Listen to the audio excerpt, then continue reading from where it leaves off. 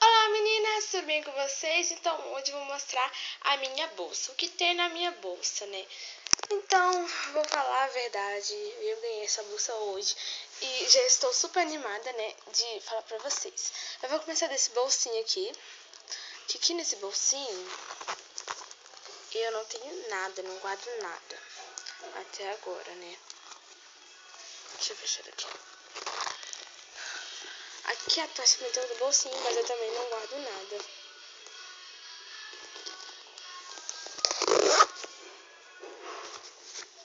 Agora eu vou abrir a minha bolsa. E claro que agora vai ter alguma coisa também, né? Aqui nesse lugarzinho aqui, ó.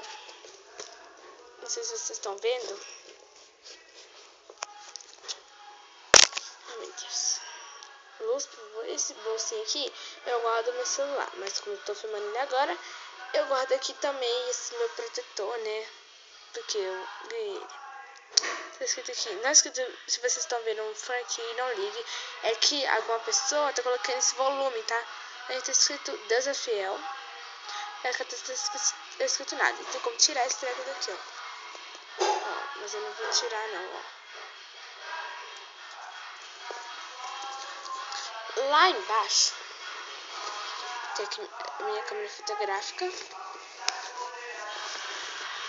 Nossa. Tem o meu fone de ouvido. Um dos meus fones de ouvido. Eu acho que aqui é só mesmo. Agora eu vou ir pra essa bolsinha aqui. Essa bolsinha aqui é meu cantinho de beleza da bolsa. Aqui eu guardo uma buchinha, tá? Caso esse batom que veio junto com brilho. Um espelho. Que atrás tem esse aqui, ó, relaxe. E aqui tem, no finalzinho, tem esses dois pozinhos aqui, que tá escrito aqui, ó, silica gel, acho que é assim que fala, ou gel, acho que é gel, é pra você passar na bolsa, pra você proteger contra os mofos que tem, aí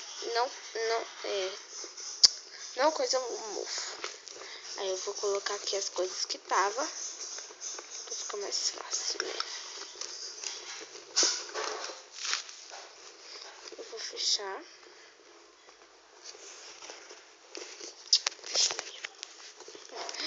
Ai, meu Deus.